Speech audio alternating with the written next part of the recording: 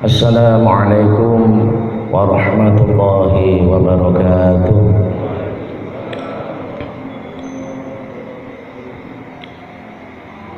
Bismillah, alhamdulillah, wassalatu wassalamu ala rasulillah Sayyidina Muhammad ibn Abdullah wa ala alihi wa sahbihi wa mawala wa la hawla wa la quwwata illa billah.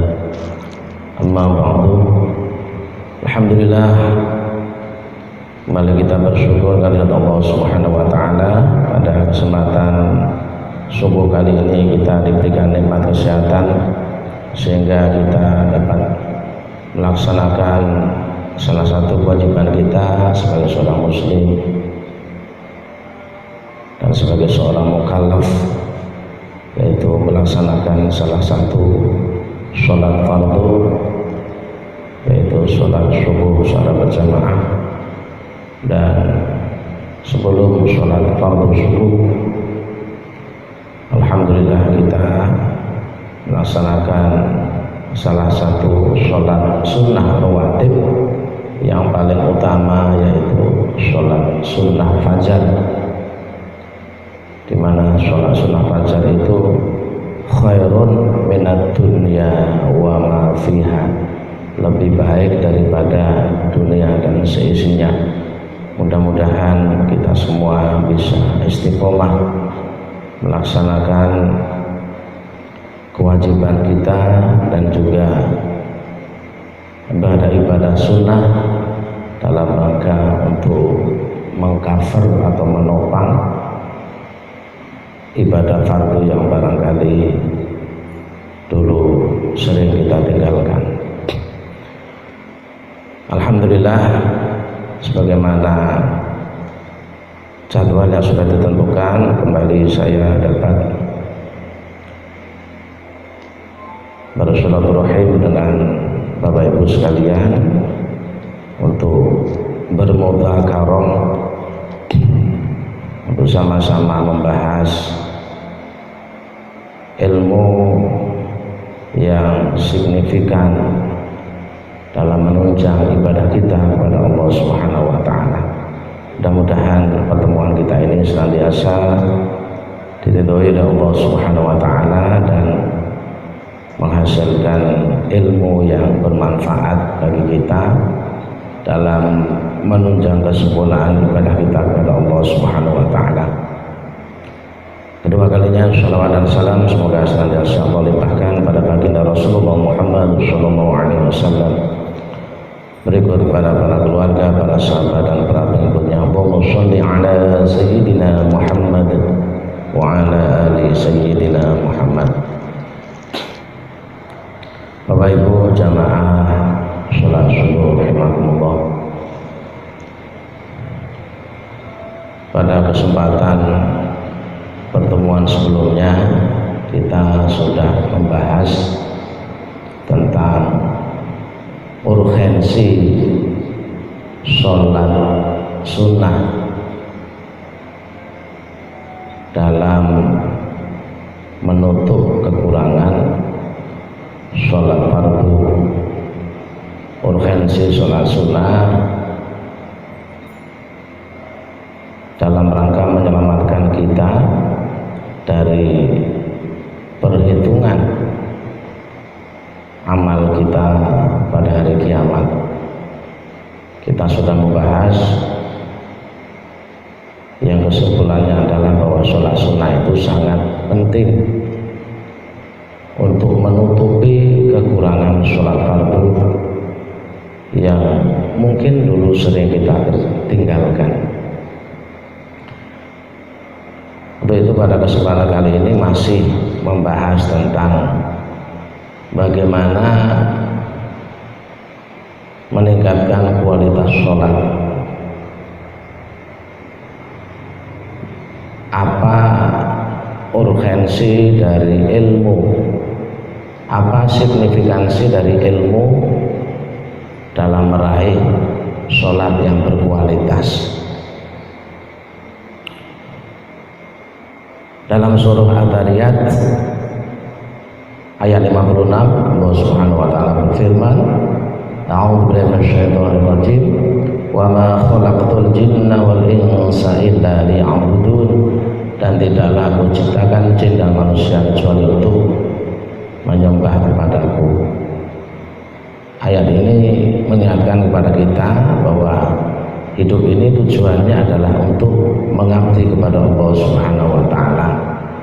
Jangan sampai kita terlena dengan kemewahan dunia, kita lupa tujuan utama hidup ini untuk beribadah kepada Allah. Kalau bicara ibadah, maka yang paling utama tentu adalah sholat 5 waktu. Karena sholat 5 waktu, sebagaimana kita ketahui,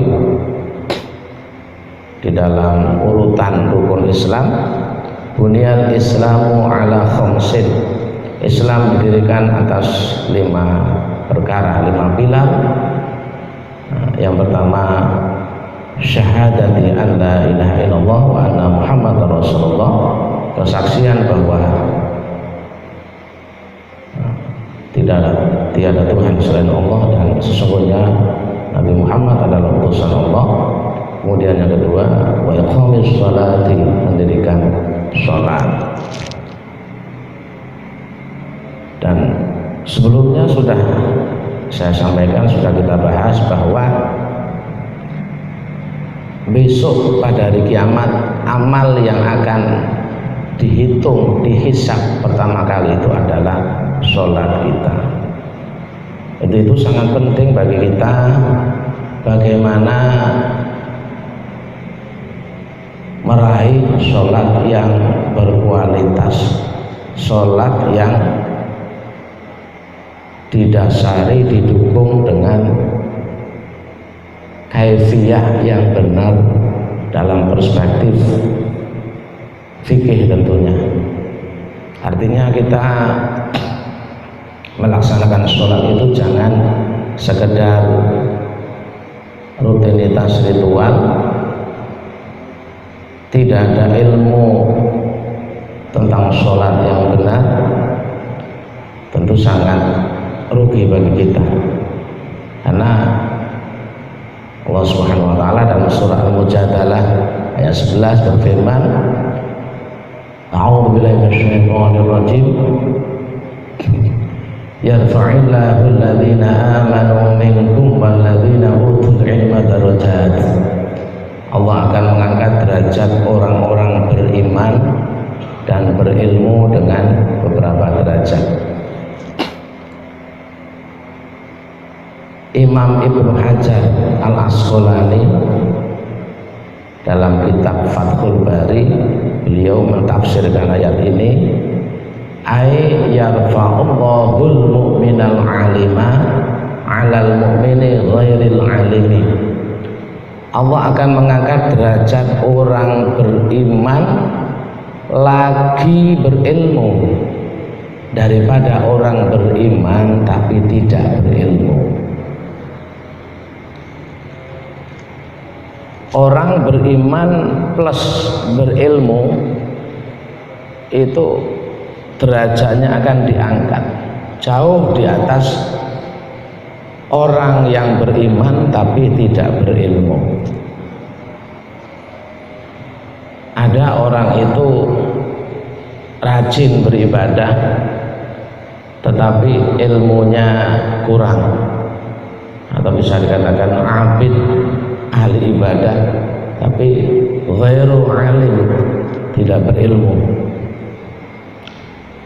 Tentu yang paling ideal adalah orang yang berilmu dan ibadahnya juga rajin, ibadahnya berkualitas, juga kuantitas ibadahnya mencukupi.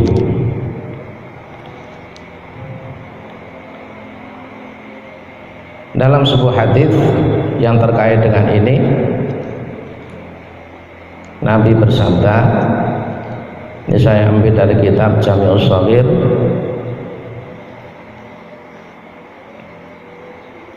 hadis ini sahih, atimul wudhu'a wailul lil aqabi minan nar.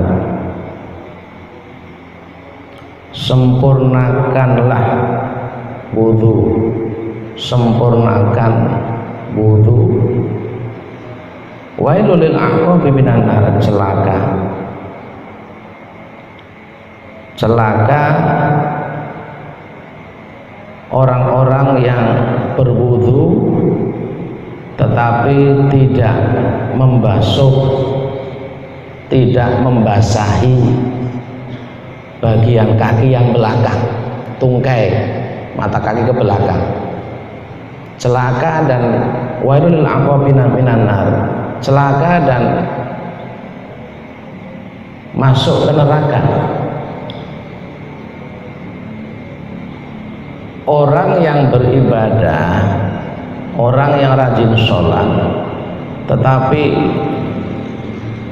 ketika dia bersuci, dia berwudu untuk menghilangkan hadas kecil, dia tidak berwudu dengan sempurna, maka dikatakan wailul lil aqabi minan nar, celaka. Artinya bisa masuk ke neraka gara-gara wudunya tidak benar.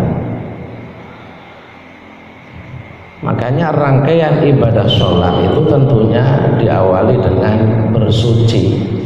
Mungkin pada pemateri yang lain sudah disampaikan bagaimana fikih toharoh, fikih bersuci. Bersuci dari hadas besar berarti mandi.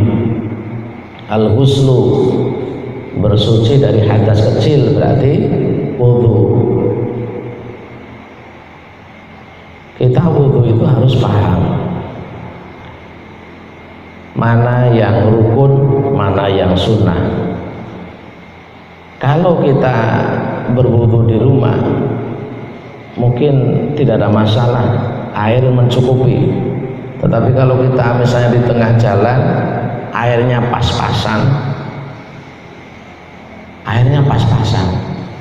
kalau sempat wudu sempurna, mulai berkumur, tasbih, mencuci sela-sela jari tangan, istingsyak itu memasukkan air ke hidung, madmadhah, berkumur, kemudian kita membasuh wajah 3 kali, tangan juga 3 kali, pokoknya sempurna seperti yang biasa kita lakukan di rumah kita. Airnya nggak cukup, baru selesai membasuh wajah 3 kali sudah habis airnya. Maka dalam kasus ini kita harus berusaha bagaimana supaya air yang sedikit ini cukup untuk berwudu. Kan bisa tayamum Pak Ustaz. Tayamum itu kalau tidak ada air, kalau ada air yang nggak sah tayamumnya. Ya. Maka yang harus kita lakukan ketika kita menghadapi kasus seperti ini, langsung membasuh wajah sekali saja, membasuh kedua tangan juga sekali semua, yang rukun-rukun saja. Ya ayyuhalladzina amanu idza qumtum ila sholati faghsilu wujuhakum. Wahai orang-orang yang beriman, dalam surah Al-Maidah ayat 6, mungkin sudah sering didengar oleh Bapak Ibu sekalian. Wahai orang-orang yang beriman, ketika kamu hendak mengerjakan sholat, ai idza aradtum bis sholati, ketika kamu hendak mengerjakan sholat, falsilu wujuhakum wa aydiyakum ilal marafiq, maka basuhlah wajahmu dan basuhlah kedua tanganmu sampai kedua siku. Jadi rukun yang wajib selain niat itu kan yang pertama, karena innamal a'malu binniyat.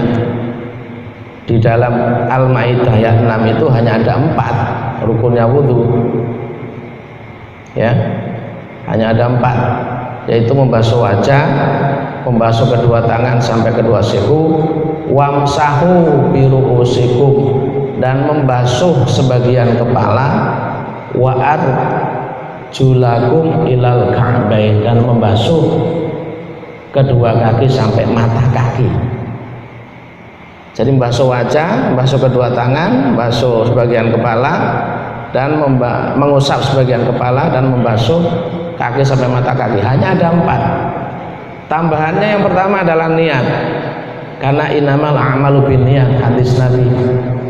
Tidak boleh, tidak sah perbuatan tanpa diawali dengan niat.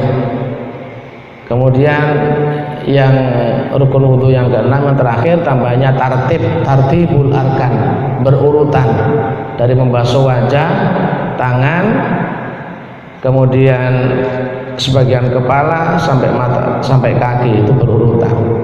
Ini harus kita lakukan. Jadi kalau airnya pas-pasan sambil membasuh wajah itu niat, karena niat itu pengertiannya qasdu syai'in muqtaranan bi fi'lihi, kehendak mengerjakan sesuatu yang bersamaan dengan perbuatannya. Kalau niatnya itu nawaitul wudhu'a dalam hati, ketika berkumur sudah niat nawaitul wudhu'a, tapi ketika membasuh wajah nggak ada niat, tidak sah wudhunya. Karena rukun pertama dalam wudhu itu membasuh wajah. Jadi niatnya pada saat membasuh wajah. Jadi niat sambil membasuh wajah sekali saja. Apa boleh, apa sah Pak sekali? Rasulullah dalam hadis disebutkan Rasulullah itu berwudhu sekali pernah. 2 kali basuhan, masing-masing 2 kali basuhan juga pernah. Kadang-kadang 3 kali. Yang sempurna 3 kali, jangan sampai membasuh sampai 4 kali. Itu israf, berlebihan namanya, makruh. Bahkan kalau sampai terlalu berlebihan ya haram, dosa. Jadi airnya pas-pasan, wudhu basuh wajah sekali, basuh tangan juga sekali-sekali, sampai terakhir membasuh kaki sampai mata kaki. Nah, membasuh kaki ini harus sempurna. Jangan sampai kita itu termasuk wailul lil aqab, celaka orang-orang yang membasuh kaki tapi tungkai belakangnya, mata kaki sampai ke belakang ini tidak basah, tidak dibasuh, maka tidak sah wudhunya. Makanya sangat penting kita memperhatikan kaifiyah berwudu, nah, termasuk juga kaifiyah mandi. Ya, saya sering tuh di tempat kerja, saya menyampaikan kepada calon pengantin bagaimana kaifiyah mandi wajib, bagaimana kaifiyah berwudu. Ya kalau mandi wajibnya tidak sah, ya sholatnya ya tidak sah, kan begitu. Wudu yang tidak sah akan berimplikasi pada sholat kita tidak sah juga. Sholatnya Masya Allah luar biasa, pokoknya sholat rawatib full, sholat tahajud, witir, sholat duha, sholat awabin, pokoknya semua sholat sunnah dikerjakannya, tapi cara dia berwudu tidak benar, tidak sempurna, maka ya sayang. Makanya sekali lagi ibadah itu harus didasari dengan ilmu. Inilah yang sebenarnya yang ingin saya sampaikan kepada kita semua, yang mungkin saya karena sering memberikan pencerahan, sering mengisi taklim di masjid kita, mungkin itu kan sudah pernah disampaikan Pak Ustadz.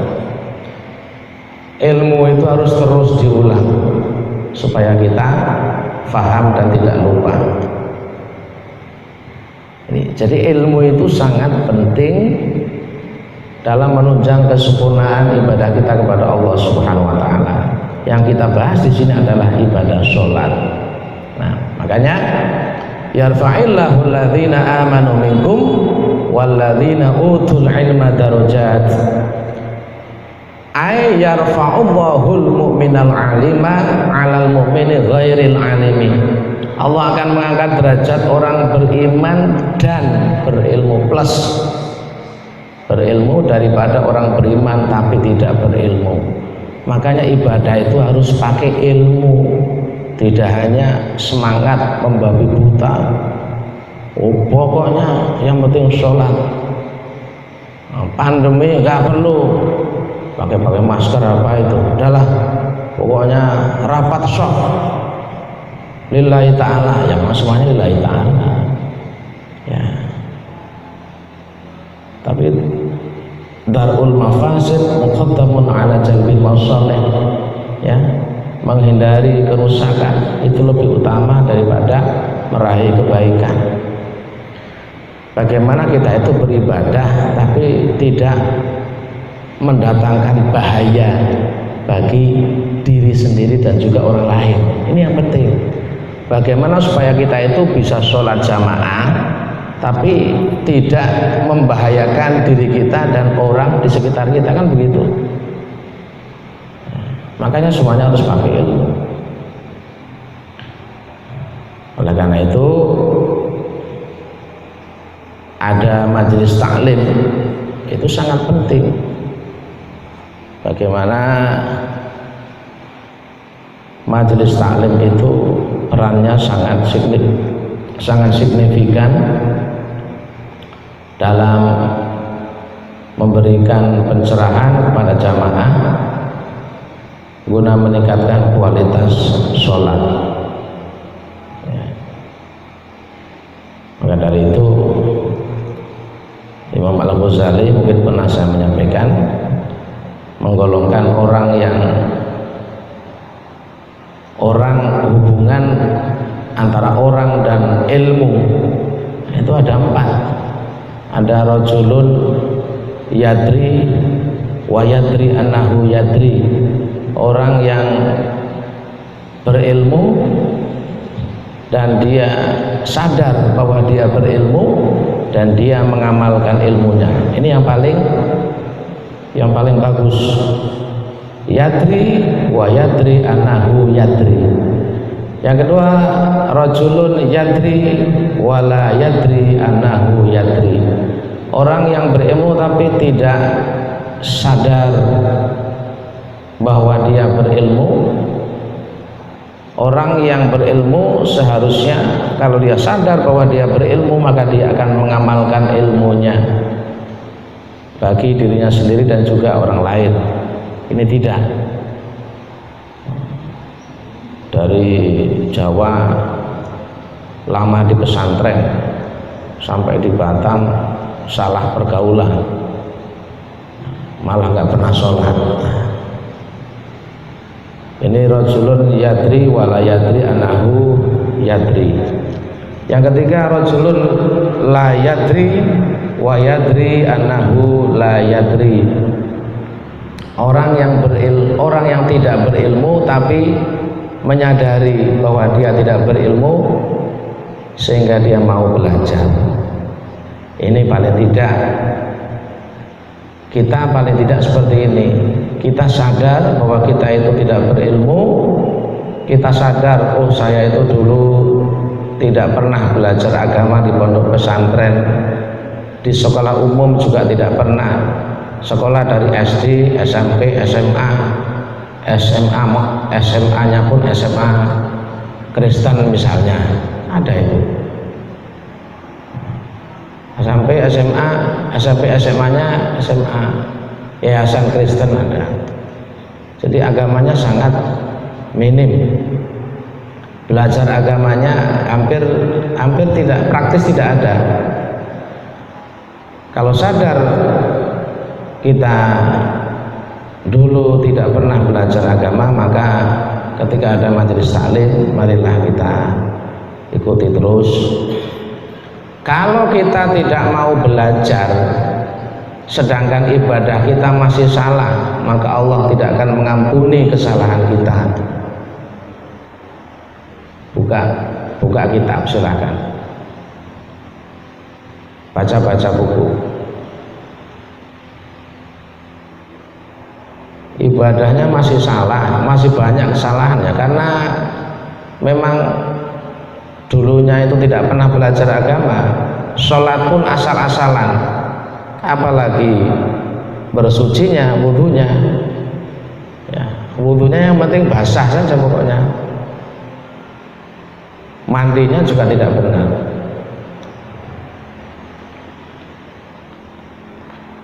Kalau seperti ini dia masih banyak kesalahan, sedangkan dia tidak mau belajar, maka kesalahan itu tidak akan diampuni oleh Allah Subhanahu wa Ta'ala. Tetapi kalau kita sudah belajar, ada majelis taklim tetap kita ikuti, ada pengajian, yang penting kita ada waktu, dimanapun ada pengajian kita hadir. Kok ternyata masih banyak kesalahan ibadah kita, Allah Maha Pengampun. Kita sudah berusaha, kita sudah belajar, yang penting belajar dulu. Tapi tidak mungkin lah masa ada majelis taklim ikut kayak seperti ini kan, setiap Ahad pagi materinya kan berbeda-beda, walaupun kadang-kadang juga ada kemiripan. Kalau terus kita mengikuti majelis taklim, ya tentu pasti ada penambahan ilmu. Tidak mungkin masuk telinga kanan keluar telinga kiri, tidak mungkin lah. Memang betul Pak, belajar di waktu kecil, ada pepatah itu, belajar di waktu kecil bagai mengukir di atas batu. Nah, kalau belajar waktu kecil itu luar biasa sulitnya, masuk itu sulit sekali, tapi sekali masuk itu nggak hilang-hilang sampai mati. Ingat terus, belajar sesudah dewasa bagaikan menulis di atas air. Menulis di atas air itu mudah. Kalau udah seperti ini gampang. Paham Bapak Ibu? Paham. Seperti menulis di atas air. Tapi habis itu ya hilang. Tapi tidak mungkin hilang semua. Ya paling tidak kalau terus. Makanya saya menyampaikan kajian taklim itu, saya ulas apa yang sudah saya sampaikan, walaupun sedikit saya ulas lagi supaya kita lebih paham, dan kalau sudah hampir lupa supaya bisa ingat kembali.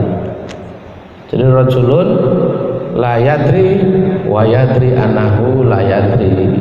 Paling tidak kita seperti itu, orang yang tidak berilmu tapi sadar. Kalau sadar itu berarti dia mau belajar. Kalau orang yang tidak berilmu tapi tidak sadar, tidak merasa,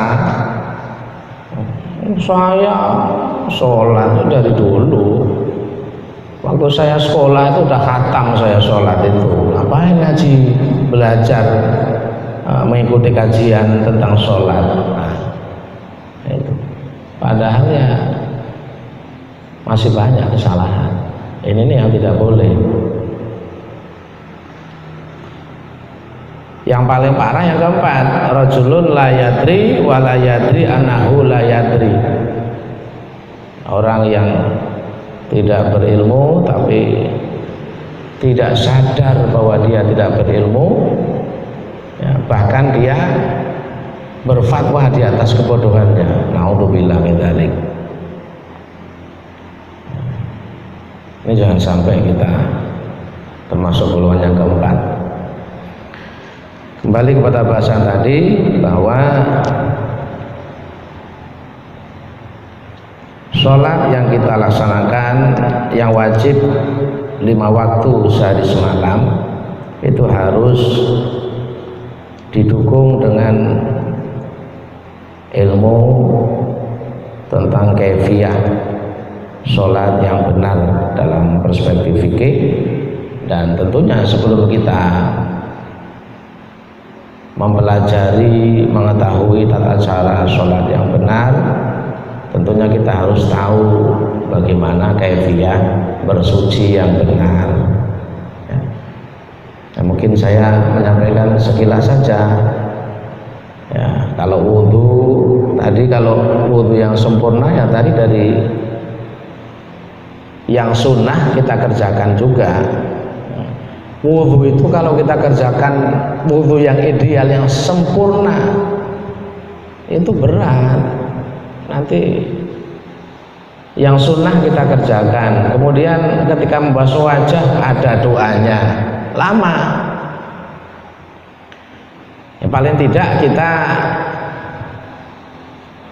yang tidak sempurna betul, paling tidak ya kita melaksanakan wudhu, tapi tidak hanya yang rukun, tapi juga yang sunnah kita kerjakan. Misalnya membasuh masing-masing 3 kali, itu sunnah. Sebelumnya kita berkumur, kita istinsyak, memasukkan air ke hidung, tasbih, ya. Itu harus kita biasakan.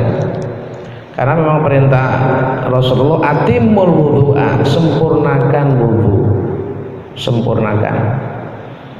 Kalau sampai kita berwudhu tidak sempurna, apalagi mata kaki kita tidak dibasuh secara sempurna, maka wudhunya tidak sah. Kita sholat juga sama. Kita harus paham mana yang rukun, mana yang sunnah, mana yang sunnah ab'ad, mana yang sunnah hayat. Ya, dari mulai takbir sampai salam, mana yang sunnah, mana yang rukun, kita pilah-pilah, kita harus paham.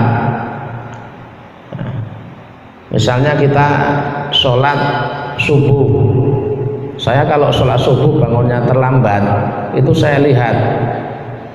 Saya kan biasanya lihat itu jadwal terbit itu jam berapa. Lah kalau sholatnya terbitnya kurang 3 menit, itu harus, ini nggak bisa kalau dikerjakan semua sunnah-sunnahnya. Mungkin doa iftitah nggak pakai, langsung baca Fatihah, Allahu Akbar, langsung baca Fatihah. Suratnya surat pendek saja, bahkan kalau ya 1 ayat pun tak apa-apa, yang pendek. Karena paling tidak 1 rakaat itu kita diperkirakan matahari belum terbit, 1 rakaat. Kalau sudah dapat 1 rakaat, itu secara fikih sholatnya sah, kalau memang tidak disengaja. Tapi kalau sudah jam 5, tengok jam 5, tarik selimut lagi, itu lain. Nah, ini memang betul-betul ketiduran. Ya. Doa iftitah itu sunnah hayat. Kemudian juga tahiyat awal itu sunnah ab'ad. Ya, jangan sampai kita tidak paham. Jangan sampai terulang kembali kejadian waktu saya sholat di masjid kita ini, saya jadi imam sholat asar, saya lupa tidak tahiyat awal, karena terus terang tidur siang, tidurnya tanggung, jadi kepalanya masih pusing.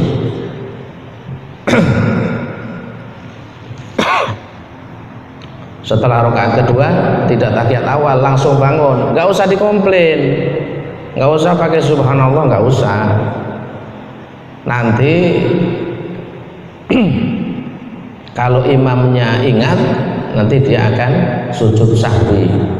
Kalaupun tidak sujud sahwi juga tidak apa-apa, karena itu sunnah. Ini dipakai komplain pula jamaah, subhanallah.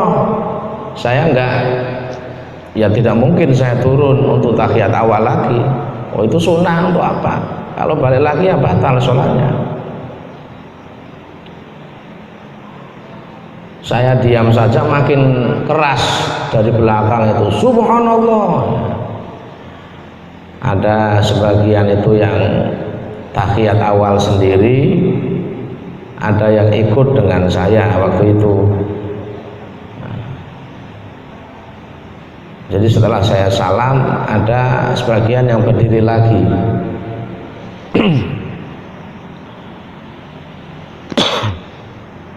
Karena tidak ikut dengan saya, dia tahiyat awal sendiri. Ini namanya makmum yang kurang ilmu. Kalau makmum yang berilmu mengikuti imam dalam sholat, itu hukumnya wajib. Sedangkan tahiyat awal itu sunnah. Jangan kita mengutamakan yang sunnah, meninggalkan yang wajib. Yang wajib itu ikut imam,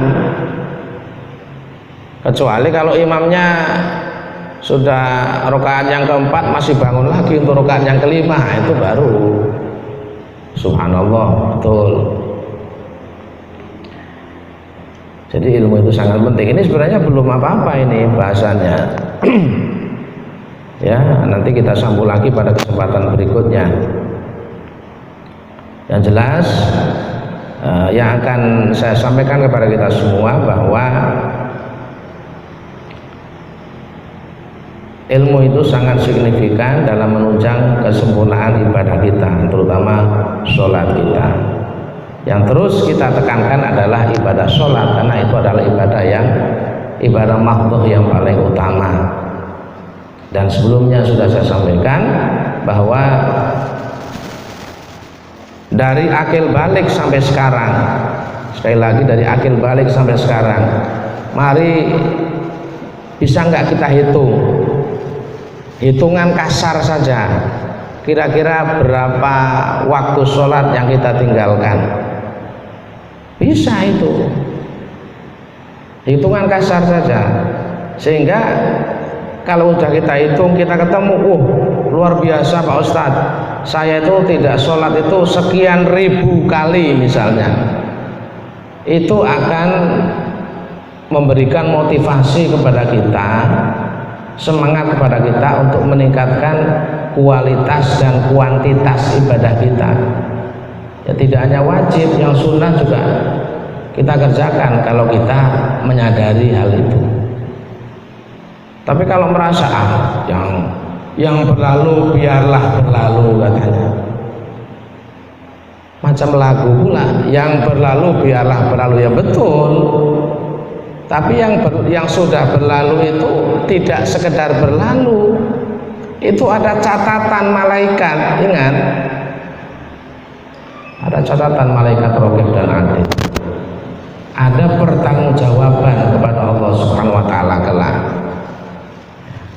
Nah, karena itu kalau kita muhasabah, introspeksi diri, maka itu sangat penting memberikan motivasi kepada kita untuk terus meningkatkan kualitas dan kuantitas ibadah kita kepada Allah Subhanahu wa taala.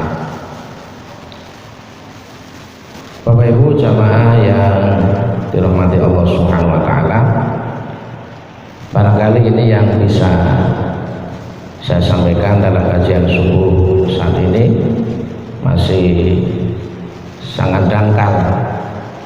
Yang kita bahas belum mendalam, dan insya Allah akan kita lanjutkan pada pertemuan berikutnya. Dan sebelum saya akhiri, alhamdulillahirabbil alamin, arrahmanir rahim, maliki yaumiddin, iyyaka na'budu wa iyyaka nasta'in, ihdinas siratal mustaqim, siratal ladzina an'amta 'alaihim ghairil maghdubi 'alaihim waladdallin. Amin. Allahumma shalli ala sayyidina Muhammad wa ala ali sayyidina Muhammad sayyidil awwalin wal akhirin wa sallim radhiyallahu tabaraka wa ta'ala an sahabati rasulillah ajma'in. Alhamdulillahirabbil alamin, hamdan syakirin, hamdan na'imin, hamdan yuwafi ni'amahu wa yukafi mazidah.